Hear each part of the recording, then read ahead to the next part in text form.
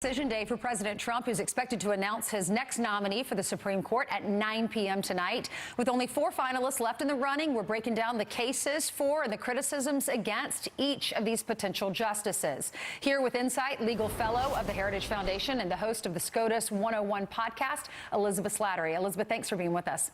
Thanks for having me. You're welcome. So the president's looking at each of these, and he's narrowed it down, and he has to ask himself, what are the Democrats going to say? Why wouldn't they want to vote for this person? What are the possible criticisms? So let's start with the female. That is Judge Amy Coney Barrett. What are the criticisms that could be used against her?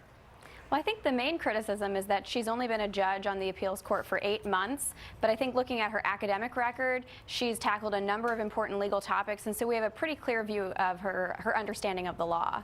Okay, what about Thomas Hardiman, Judge Hardiman?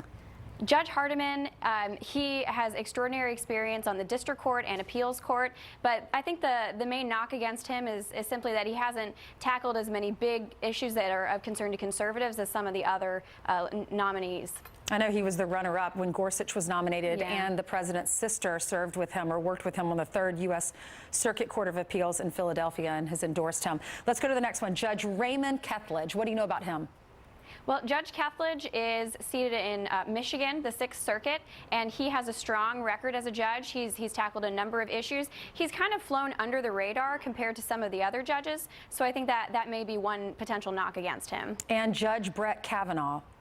You know, Judge Brett Kavanaugh is really the complete package. He's got sterling academic credentials. He served on the D.C. Circuit, which has long been considered the stepping stone to the Supreme Court.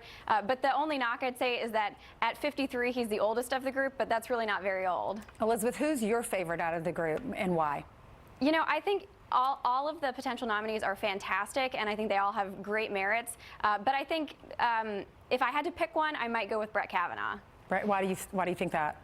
Well, I think he has stood up for his principles. He's battle tested. He's been through a contentious confirmation with his D.C. Circuit confirmation more than a decade ago. He's written hundreds of opinions, and we have a really clear understanding of what kind of a judge he is. What about those that are, I know they're all pro-life, but you have, I know that Judge Barrett, Amy Barrett, she's Catholic, she's extremely conservative, socially conservative. How will that affect her when you have a Susan Collins up in Maine who has said that she won't vote for anyone who could possibly overturn Roe versus Wade? Yeah, this was something that came up during Judge Barrett's confirmation to the 7th Circuit last fall, and she explained that her personal views are irrelevant, and she's going to apply the law and interpret the Constitution according to its original meaning. Okay, we'll have to see. We'll know in a few hours. Thank you so much. Thanks for having Elizabeth. me. Have a great day. All right, is Hillary Clinton gearing up for another White House run? The clues coming up next. And we know where you